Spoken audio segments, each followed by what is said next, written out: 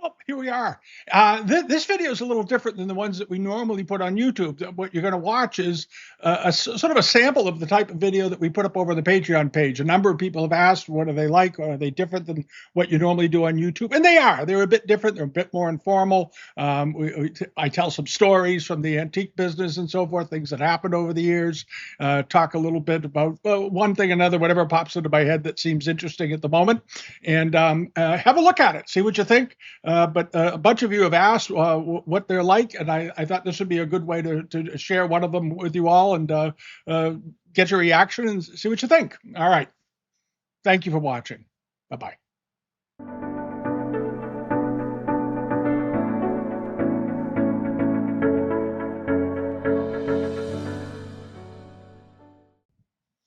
Well, here I am. It's Tuesday, February. Today's the 5th, and we're running around here getting things done. I just got a bunch of.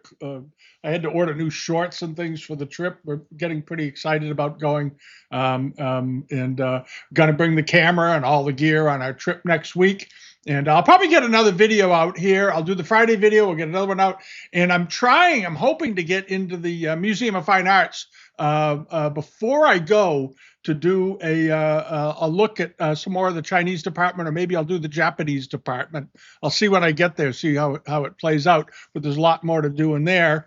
And so everything is going along fine. You'll notice I'm in a little different scene today. I've moved the where I sit we have several of these big leather chairs in the house, and I moved it to a different area of the living room, just to give a difference of background, I guess. I don't know. It's just something to do. At any rate, what I wanted to talk about today was something that's interesting that's come along. One is that Leland Little is having a sale that's coming up in a couple of weeks. I'm going to have more on it. I just got an email from Kendall down there this morning that they're setting up for their quarterly sale, and there's some pretty good looking things in there. There's this very nice. It appears to be a good Kangxi brush pot is going to be in the sale. There's a bronze.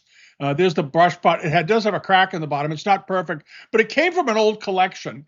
And there's also this vase. It's a tea dust glazed vase with a chin-lung mark on the bottom. The images she sent me were sort of jumbled up here. We're going to get over to it. There we go. And I'm going to take some time and look at this one very, very carefully. I have a feeling it's a Republic example by the way the chin-lung mark is done, because this character here isn't done quite properly. It's off a little bit. And I suspect this is a late Qing example, but I'm gonna spend some time looking it over. It's still a very nice vase, but I have some. She's not sure either. She even asked me what I thought of it. There's the vase, but it's nicely potted. And then there's this vase with the Yong Shen mark on it, and I think this is probably a Republic vase. A late Qing vase or something. I'm going to have to spend some time looking at that. But those are some of the things that we were sort of working on. The bronze looks pretty good in it, so we're going to have to go through it, take a good look at this sale as it comes out, and we'll do more on it, when the time comes. All right, but I'd seen something about the auction a couple of days ago that it was on deck. And then she emailed me this morning because the auction houses email us all the time telling us they have sales coming up. So it helps us keep things a little bit orderly. And the other thing I wanted to mention was that I don't know if I mentioned it before, but Skinner's or Bonham's Skinner or whatever the hell they are has a sale coming up in Boston. And there's not at their Marlboro location, I guess. It's an online only situation. Skinner's at this point is sort of hanging on by their teeth.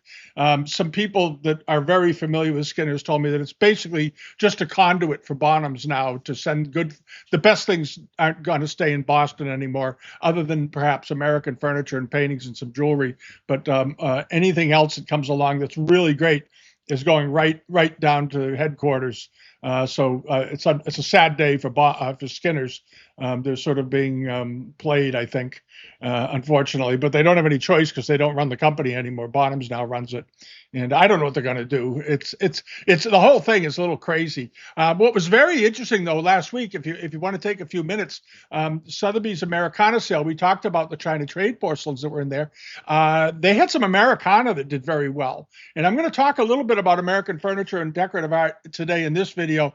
But if you want to get a sense of where the market might be going, you'll see some pretty strong prices. There was a low boy that sold for over $1 million, 1.4 million or something, did very well. And there were some other pieces that did well. And then there were some very fine pieces that didn't sell at all. So the market in that area is still very irregular, but there seems to be some interest. But one of the things I did see in the Skinner sale that's coming up is let's see here, is this water dropper here, this iron brown water dropper. This looks like a pretty good water dropper. This is an old one, underglazed red. Underglazed red on Korean ceramics are very, very rare. And this looks like a legitimate one. It's not an extraordinarily fine example because there's some losses to the glaze and so forth. But water droppers and scholars' objects from Korea are very, very collectible, very desirable. And this is rather a nice form because I like the fact that it's got leaves on it here, as you can see. And I think the estimate's very, very reasonable. They didn't include a picture of the bottom, which drives me crazy, as everybody knows. But I think that it probably is a 19th century example. It could even be a late 18th century example. They're just calling it late Joseon period, but it may be a little older than that. It may be a bit older than that. And there's some other Korean things in here that look pretty good, sort of standard wares.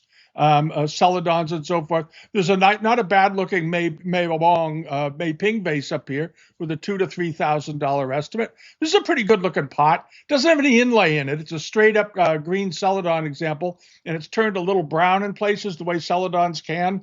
And that's just because of heat and consistency in the kiln. But it was made in the 12th century, so it's, controlling the kilns isn't what it is today. Back then. And there's the bottom of it. You have the firing crack in the bottom. If you show interest in this, I'd ask them to verify whether or not the crack goes through into the bottom, because very often these cracks don't. They just end, on the outside. They don't penetrate the base of the pot. So you have to find out. If it penetrates the base of the pot and goes all the way up so that, like, for example, it won't hold water, the estimate, it's going to probably climb into the lower range of the estimate. But if it's solid, it'll probably go to the higher end of the estimate. It may go over it. But at any rate, it's not a bad looking sale. They do not have any great Chinese things in this sale. I will say that. There's some good Chinese things, but nothing extraordinary. They're not allowed to have extraordinary things. Probably the best ceramic on the sale, most likely, is this Jiajing double gourd vase, but it's been damaged. It's marking period, but as you can see, the top of it's been broken or something's happened there. You'd have to, maybe by examining it, be able to tell if it was broken or they just put the cap on it for some other reason. It's unfortunate because this is sort of a nice example. It's a nice type, but with the metal cap on it, it just makes it look a little odd, but it is a fairly rare one, and the estimate is reflective of the damage that's been done to it. And it's about 10, just a hair, 9¼ inches. So it's not a real small one. It's 9 inches tall. It's good size. And that's not a bad looking thing. Even with the repair, it doesn't bother me. And there's a giware scallop rimmed dish, and they're saying possibly Ming. What's the back of it look like? Yeah, sure. It looks Ming to me, from what I'm seeing, or early Ming. But it's not a bad looking dish. It's a bit irregular. It's got a chip out of the foot. It's not perfect. And I think it's overestimated, to be perfectly honest. Look at that. It's 6 inches in diameter with a $4,000 opening bid. And this is something, by the way, this is a sort of a reinforcement of what I mentioned last week. There's a lot of hesitancy in the market among people who are holding things right now because they paid a lot for them. And I suspect, let me see, is there any background? No, there's no background on this at all. I suspect this was bought by somebody maybe a few years ago when the market was extremely strong. They paid a good price for it. Now they don't want to lose any money. So what they're doing is Bonhams is letting them make the opening bid the reserve. This is something we saw last week, as you recall. There was the Monteith Bowls at Sotheby's, and they had a $10,000 opening bid and a ten to $15,000 estimate. It got one bid and the reserve is met. So this is a new angle they're playing in the auction market. It seems where they're putting the opening price right at the low estimate, and that way they don't have to fight reserves if they have a lower opening bid, at 2,500 or something. I don't think it's a good strategy. I think it's a dumb strategy, but I would do it very differently. Let's put it that way. But anyway, this is what they're doing. Because as you know, the art market is struggling. Sotheby's just had their report came out for the end of the year, and it was terrible. Last year was a fiasco for the company, and Christie's didn't do much better. I will say, in fairness to Sotheby's, Christie's is having just as much trouble as Sotheby's is. They're not in the hole as much as Sotheby's. Sotheby's, as you know, is 70% of their net worth is debt. So I don't know what they're going to do. Anyway, but there's some other nice pieces in here. I think one of my favorite things in the sale is this very nice bamboo carving that's in the bottom sale. It's an 18th century carving, and it looks like carved bamboo, maybe with a little lacquer on it. But it's got a very nice look. It's got very good color. It looks to be in good condition, well modeled, and all that. So if you're carving and you have interest in carvings, you might want to look at that. I agree with the date of 18th century, and it's not a big one. It's only 5 inches tall, and it's got an $800 to $1,200 estimate. And again, the starting at the low estimate is the way they're doing these. And it's going to be interesting to see how this is done. We'll come back and revisit it because I'm noticing this is what they're doing on a great many of their lots. Not all of them, but a lot of them. All right. This one has a $2,000 to $3,000 estimate, and starting price is just $1,000. So they had a little more reasonable consignor there. And the question is this a sung pot? And I don't think it is. You need to examine that. Maybe somebody might have rubbed the foot down, but you'll notice the blotchiness of the iron spots, these red spots. It looks like somebody tried to rub those out for some reason. I'm not sure why. I've never. It's kind of strange, but it shouldn't look like that. That modeled appearance doesn't look quite right to me. But at any rate, it's a nice one. The lid implies that it was in a Japanese collection because that's a Japanese cover, and the Japanese did buy these. Now, it may be a story. They're calling it Sung Dynasty style. There you go. So it is a contemporary piece, and it's got a very, very high estimate. I wouldn't go near it. I wouldn't personally, but some of you might, that sort of thing. Anyway, we've updated the global pages, and all this stuff is in there, and you can go look at it and but ask them a lot of questions. There's some nice inros, some nice Subas rather. There's a rather nice Namikawa Suzuki cloisonné piece over here. It's already got a bid. That's going to do well. That might bring $6,000 or $8,000. They always that in the Japanese market. One of the things that always do well is Suzuki pieces. Because he's just so collected. Even in the 90s, we were selling. We had an auction in the 1990s during a blizzard in February 17th, like 1992 or something, and we had several very good Suzuki trays in it, and the flying crane and a whole bunch of people came up to try to buy them. There was a very good Japanese collection from a North Shore house that had the Curtis family. They owned a huge estate in Manchester, Massachusetts. It was called Shark's Mouth, and they had amazing stuff. One of the funniest stories was when we were doing the house. The people that lived there were very nice people, and they said, "Oh, there was a painting or something down in the basement that we had to bring up, and it was pretty big." So I went down we had 2 guys there moving paintings around. I went down with them to see what it looked like before they brought it up the stairs to make sure it was wouldn't get banged. And as I was walking down the steps into the basement, and this is an unfinished basement. This is an old. This is one of these cottage-style houses that was built around, 1910, with big granite walled basements and granite slabs on the floor. Same kind of floor we have in this house. We have a granite slab floor and a granite foundation. And it was down there. There was something they'd put down there. And walking down the stairs, on every step going down the stairs was a market period Chinlung Peking glass bottle. And there was a whole bunch of them coming down the stairs. And one of them still had the receipt in it. And the Curtis sisters, they were two spinsters. They lived together. They had bought it at an auction in Boston in 1902, and they bought, and the description was um, uh, uh, box. The description was box of Chinese glass vases. That was the description. They were all Qinlong, marking period, and they were in amber and yellow and every color imaginable. Some of them were perfectly round. Some of them were faceted. They were about 9 inches tall, and they all ended up being bought by a collector in the Philippines, a dealer named Louis Lawrence, who's written books on Chinese art and stuff, who was in Bermuda at the time, bid on them and collected them afterwards and so forth. But this house also had some Suzuki pieces in it up in the library on these trays, very, very beautifully done, lined up in trays, because the Curtis sisters were huge fans. They were part of that Orientalist fascination that was going on. They shopped at Yamanaka in Boston, and they bought great things because they were very, very wealthy people. At the time, they were multi millionaires when $1 million was a lot of money, and they had this spectacular house that we spent quite a bit of time in Manchester, Massachusetts.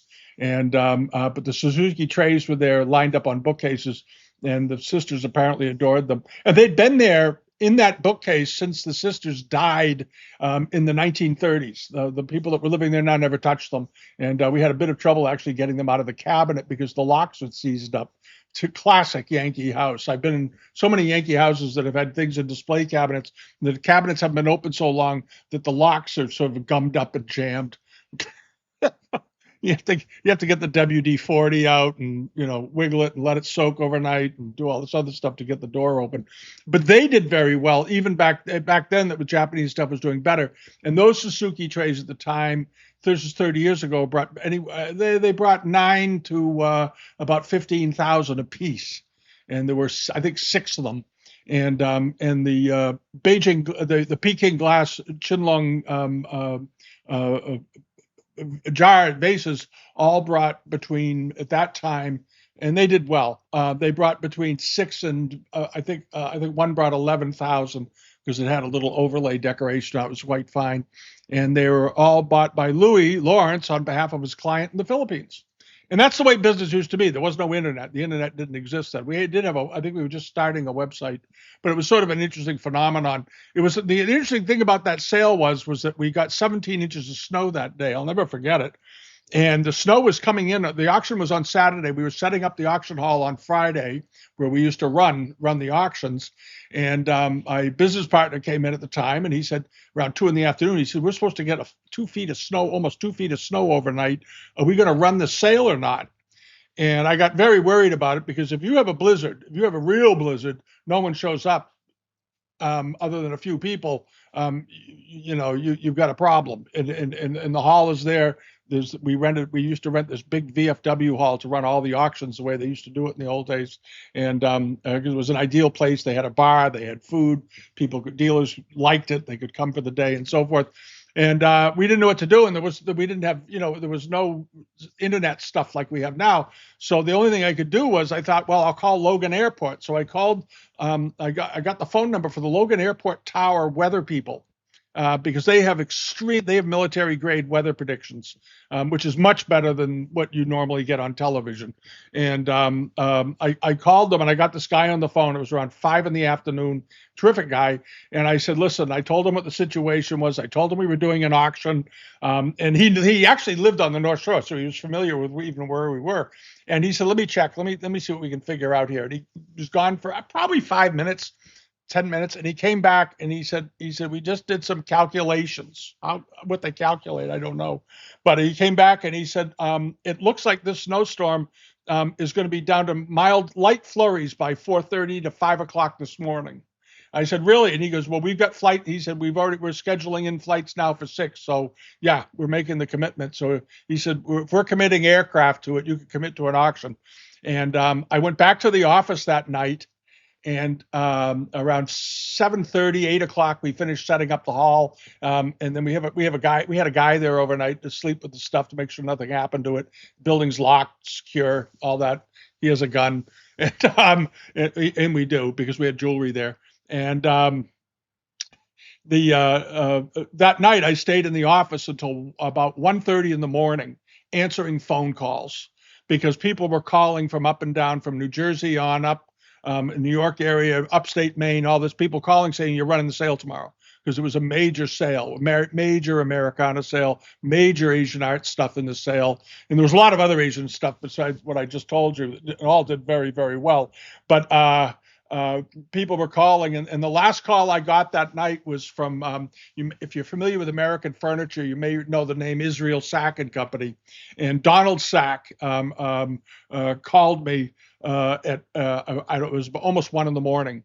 And he said, Peter, your sale, you're running it tomorrow or no? And I said, yeah, we're running the sale, Don. He says, how much snow are you getting? I said, right now it's snowing very, very hard, but it's supposed to taper off by 4 in the morning. And we plan to run the sale at 10 o'clock. And he said, really? I said, absolutely, Don. So come up. He says, okay.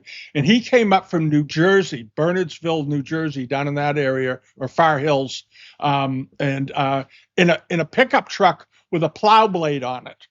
And he had to drop the blade whenever he got into some snow. He had a guy drive him, and he came up to the auction because there was a bunch of very, very good American furniture in that sale, including some really rare pieces of Vermont furniture that brought a lot of money, like desks that brought $30,000, $40,000, that sort of thing, and more. He came up in this truck with a cap on it and a bunch of blankets in the back. And he bought a bunch of things. And I said, how are you getting it back? He says, I'm going to put it in the back of the pickup truck. It's got a cap on it. And he blanketed it all down and drove back. But he actually drove from New Jersey to Gloucester, which is about with no snow, it's a 5-hour drive. He drove up in a pickup truck with a plow blade. And he said, whenever we hit a tough area, the guy would drop the blade and we'd plow through it. And that was the old days. That was kind of fun. And the sale did very, very well because once everybody got there, we had a captive audience. And the parking lot was in beautiful condition because the VFW had a bar that was open almost all night long. And all of the DPW workers and the state highway plow guys used it as a place to go in for breaks. Because they could pull in those big highway plow vehicles into their parking lot. But part of the deal was they would come in there, but they'd also plow the lot for free for the fellows at the VFW. So we had a professionally, beautifully plowed lot by the morning, and we had a crowd. I think over 500 people came to that auction. There used to be huge crowds for auctions like that, for anywhere from 350, 300 to as many as 600 people in person at the auction. And that's something you'd never see anymore today. You're lucky if there are 30 people in the room. Back then it was an audience, and it was a lot of fun, standing room only, a lot of fun. And everything went out the door the night of the sale. You didn't have to bring anything back to ship, or hardly anything back to ship. Maybe a van full, and that was it out of a 400 lot auction, 500 lot auction. So, and that's the size of the auctions used to be. That was the average auction. Average auction was 500 lots back then. None of this 200 lot sales that you see today. So, at any rate, I've digressed all over the place today, I guess. Hope you don't mind. Any rate, check that sale out. All right. The other thing is, I wanted to talk about a couple of pieces of furniture that came up and were sold recently. And one of them was this. This sold with the buyer's premium, about $34,000. And this was at Neal Auction House down in Louisiana. This is a very, very nice Boston Chippendale carved birch secretary. Doesn't look like birch to me. Well, some of it might be. That's mahogany. That's not birch. What the hell are they talking about? Carved birch. That's not birch. But it's a beautiful looking chest. It's a Boston Chippendale. That was my point with the oxbow front for these serpentine front jobs with these big bat wing brasses, beautifully done Chippendale feet. And I notice how the knees on these OG brackets. These are called OG brackets on the foot. And there we go. Here, this foot, and the way they're shaped. And notice the ball is slightly out of round. And this was on the best pieces when they made these. The chest was supposed to be impressive and powerful, so they would rest them on these OG bracket. They call them OG brackets because they curve a little bit, and the way they would shape the bracket foot and the ball implied the massiveness, the weight of this amazing piece of furniture was bending the knee of the leg and compressing the ball and claw on the bottom. And here's the ball, and you notice it's slightly distorted. It's not perfectly round like you might see on a Chippendale chair. It's a little compressed, and that was because they were trying to sort of transmit to your mind the massive weight of the piece. And here's the back of it. Um, um, December 1805. I don't think that's when this was made. I think it was made before that. I think somebody just wrote that on there, or maybe it was a gift to somebody then. Um, because that's a 1770s. It could have been made then, I suppose. It's not inconceivable because they did continue. They continued making Queen Anne furniture, 100 years after the end of the period. But it's an awful nice piece of furniture, and I was glad to see this go way over the estimate. It was estimated at 5 to 7,000. There's the date. They dated it 1770 to 1780, and it was attributed to Cogswell, who was a very, very famous Boston cabinet maker, but classic Chippendale form. And of course, this gave way to the Federalist period furniture just a few years later after the Revolution. But this was just leading up to the Revolution or during the Revolution. They were still making them. And then this is another chest that sold. Was this also there? No, this was at Jeffrey Evans out in Virginia had this. And this is a very nice Philadelphia chest. I don't know if you know anything about Philadelphia furniture, but there were absolute regional styles to American furniture, and it was all English influenced, of course. And there was some French influence too. Lanier, the famous New York cabinet maker, and so forth. But a lot of the furniture that you see in America was all English influence from Chippendale and Sheraton and those people. And this is a Philadelphia chest. And one of the ways you can often spot a Philadelphia chest right off the bat, these quarter columns on the sides, on the right-hand side and on the left-hand side at the edge, you have these fluted quarter columns running down the side of the piece. And that was a very typical thing. There's the top of it here with this sort of ionic column, and it's a quarter column. And that's very typical of Philadelphia furniture. That was something they did often. And again, you have this slightly compressed OG bracket foot coming down with a little step pad under it and so forth. Pretty typical of these. There's the inside of the drawer, and what they're showing you by doing this is the brass history, because the brasses on this look very, very good. The question is, are they original? Because these reticulated brasses are extremely expensive, and were very expensive at the time. Cut brass. Those were very, very expensive brasses to have made if they were done in the 18th century. I can't tell from the photos. You can't tell because brass is brass. You really have to look at them in person to make a determination. But if you look at the inside of the drawer here, you'll see two holes that are holding the current brasses, but there's a third hole in the middle. And that indicates that they had pulls on them at one point, a single pull, a brass pull, and it could have. So you need to see it. Or they had the original reticulated brasses. Somebody took them off, put them somewhere, and put a different pull on because they wanted different looking pulls on the furniture. Somebody got the chest and put the original pulls back on. So you don't really know until you examine it. And that's one of the things you always want to get, the question you want to get answered when you're looking at a piece of American furniture. But this was a very nice chest, and it did quite well. It brought 12,000 plus premium, or about $15,000, $16,000, and it's unusual because it's a very small example. Fourth quarter of the 18th century, 34 inches wide. And in American furniture and European furniture too, but American furniture, when you have a case piece that's 39 inches or smaller, it's considered to be a rarity because it was a real luxury item for a wealthy person. Because typically bureaus were made nice big sizes so you could put a lot of stuff in them to protect them. Small, diminutive, expensive little chests were expensive, just as expensive almost to build as a great big one, but they were sort of a luxury thing. They were meant to go in the corner of a room for occasional use or in a library or something like that. But anyway, this was a very, very nice looking chest, and it did well. The color was nice. And then you have another interesting piece that came up. This did pretty well. This is a New York table. This style of table was made in New York in the Chippendale period. 27 inches. Who sold this? It was a Nye and Company again.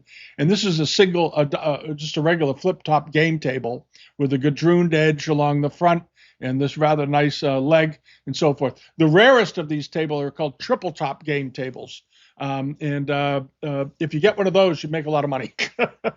We had one. There's a famous one, and it was a Newport table. It's in the Metropolitan Museum in New York, and when Morrison Heckscher was the curator there many years ago, we knew him, and he was always talking about this triple top game table because the game tables were typically made in pairs. And he was talking about this one, saying that they assumed because they only had the one, they assumed that the mate to it was long gone. So this may be the only one known. I mean, there may be one other, but they didn't think there was.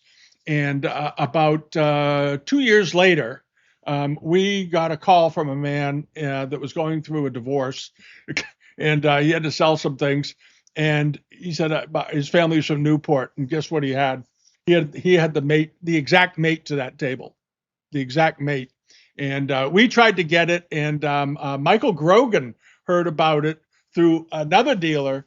And Michael very quickly drove up there and gave him a deposit on the table. And it ended up going to Lee Keno, the Americana dealer down in New York. And he got the table in the end.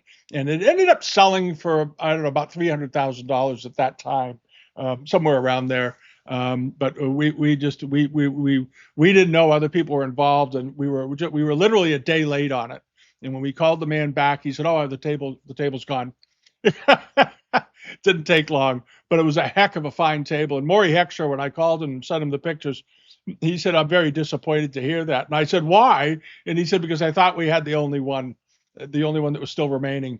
And it was part of the Goddard Townsend School of American Furniture. Sort of a fun story. There's a lot of stories like that happened in the Americana Day. And Lee got it. He was very nice about it. And I said, "Congratulations, you got that. It's a spectacular table." And they're nice. Lee and Leslie were nice people. Because Lee Keno had the gallery. They were the blonde guys on the twins on Roadshow. Lee and Leslie. And Lee ran a gallery, was very successful, and Leslie ran the Americana department at Sotheby's. And they were both nice fellows, good guys. And so there we went. He did us a real Lee did us a great solid when we were in New York. So he's always fine with me. We were in New York doing it. It's another story I'll tell you, but it was an auction we did in New York for one lot. And he was kind enough to send his security people over to guard our hotel room while we went out to dinner one night. And it was a long story. It's a fun story. But anyway, there we are. And then hopping along, this was also a very, very nice piece of furniture that's sold. If you like really great furniture, this is a federal inlaid Pembroke table. The description's absolutely right. Probably from Baltimore. I don't disagree with that. They made tables like this in both Baltimore, and they made tables that look very similar to this in southern Massachusetts and Connecticut and Boston, that area too. Beautifully done, very elegant with the bellflower inlays and so forth on it. Nice line inlays around the drawers, great detail, beautifully figured woods. One of the things that you'll often see on Pembroke tables is superior wood selection for the tops, because these were meant to go in living areas, sort of elegant environments. The proportions on this table are excellent. There's a tremendously fine taper down the leg to these caster feet, which are original. Those brass caster feet, they did use them, because these tables were meant to be rolled around, used as occasional tables for tea trays and occasionally to play games on. And as you can see, had a nice drawer in it. Beautifully crafted table. And this sold for just $1,900 plus premium. This was a great buy. That was a very, very fine table. And it's funny because if you went into a good furniture store today or asked a furniture guy to make you a table of this quality, to have that table made today would probably cost $6,000 to $10,000.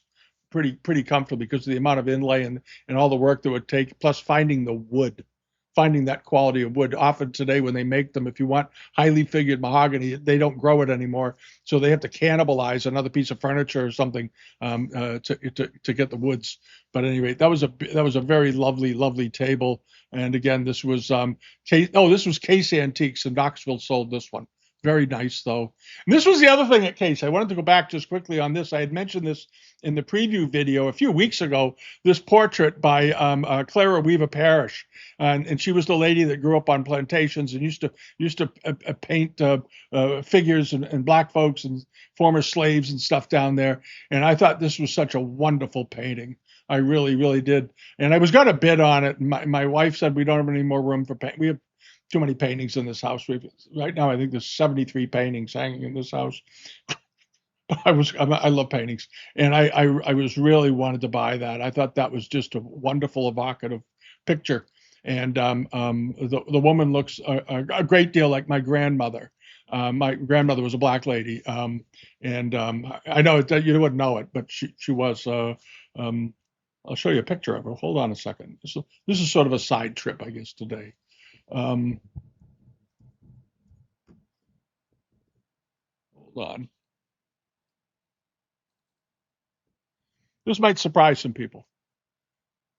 All right. This picture here, the woman in the carriage is my mother, and the woman pushing the carriage was my grandmother, Clara. And she married an Irish Boston. Well, he was an Irishman from Massachusetts. They eventually they went to school together as children out in Hubbardston, Massachusetts. They grew up together, and he became an attorney, and he owned a law firm and an accounting firm. He had a very successful career for himself. And my mother was born in the early 1920s, and this was my grandmother Clara when she was about 24 years, 25 years old, and she reminded me of the woman in the picture, and so forth. So that's why I was thinking of buying the painting. And people see this picture and they often say, "Oh, your parents had your grandmother or your grandparents when they had your mother had servants." I said, "No, that was my grandmother, and she was one of the sweetest, kindest women I've she was amazing. It makes me sad just to think that she's gone, but she died in the 1980s. She was a great lady. She was a great lady. Anyway, back to the video. But I thought I'd share that with you guys because you don't know a lot about me other than what we talk about with art, and that's one of the part of my family heritage. And it's sort of an interesting one. And at any rate, that was her, and it reminded me of my grandmother.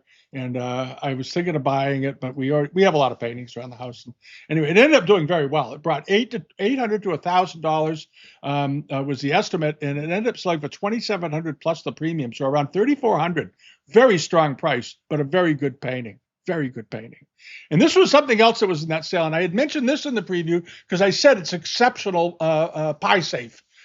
These southern, this is an East Tennessee one. They made them in Kentucky also. These tin pie safes where they would decorate them with neoclassical scenes, and sometimes they look like Parcheesi boards. This one's sort of a little bit of both. This one has some almost like Masonic emblems on the ends, and then these big green urns, and then the memorial torches on it and so forth. And I thought this was a heck of a fine pie safe, great one. And I thought the estimate was very, very reasonable. You may recall just 3,800 to 4,000. I didn't know it would bring that much, though. I have to say, I thought it would bring maybe, 7 or 8,000 or 10,000 or something like that. Went way over that, 36,000 plus the buyer's premium. So about $45,000 for that pie safe, which is very encouraging. This is something we're starting to see some movement in the American and decorative furniture market. And if I have time, I'm gonna talk about another sale, the Sanford Smith sale that took place down. Giampetro did very well. The stuff went wild. This is all American folk art, which has basically been dead in the water for the last 20 something years. Nobody's wanted this stuff. It did extremely well. And then there was this chest. This is, again, one of these Oxbow front chests, Massachusetts Chippendale mahogany, beautiful example, nice brasses on it. I'm not convinced the brasses are original, but they're the right style. Ended up selling for 19,000 plus the premium at Casco Bay up in Maine. The reason I'm pointing out these different ones, I went through to see how they're doing regionally up and down the coast. So from the south to the north up to Casco Bay, Maine, American furniture is doing okay. They had given it a reasonable estimate of 9 to 12,000 given recent prices. This sold for about 22 or 3,000 with the premium. So there may be some action coming back in the Americana field, which is also reflective from a pricing standpoint on the because when American furniture and decorative arts are doing very, very well, accessories that go with those objects start to do very well because people want the accessories. China trade porcelain traditionally and for a century has gone with early American furniture. So if you're starting to buy early American furniture, you're going to want to get some Chinese export porcelain, fine Chinese export porcelain for a thing like this, vases, urns, plates, and so forth to put on the sideboards to decorate a dining room with, to have it looking, as authentic as you can to a period room. So this is why I think maybe some of that export ware did so well at Sotheby's, because those are the people that would see that stuff are the ones buying Americana, and they're starting to come back in, back in with a little bit of money. That's something that might save Sotheby's is behind. The other thing I wanted to mention was that Material Culture's got another sale coming up. We added the images to the what do you call it? It's the global member pages here on Patreon, so you can go look at them. There's some very nice carpets in there, and we focus mostly on the Chinese carpets and the Turkoman Central Asian carpets because they're more regionally appropriate for the Chinese art that we all like so much in the Asian art. But there's also some very good Turkish rugs, Caucasian rugs in here. And I think Material Culture typically they get some pretty good things from time to time. They seem to have a good market. But there's some awfully nice carpets in here, and you might want to go look at them. I would urge you to develop an interest in carpets and textiles because it's a lot of fun. And one of you sent me part of the inquiry service the other day a techie bag face. One of these, a Torba. I think yours was the other one was a Cheval. If you're watching this, go over to Material Culture. They have a bunch of them coming up, and you can bookmark them and then see what they bring. But there you go. All righty. And hold on just a second. Okay, I'm back. Guy with samurai swords, but he wanted to get the handles read, and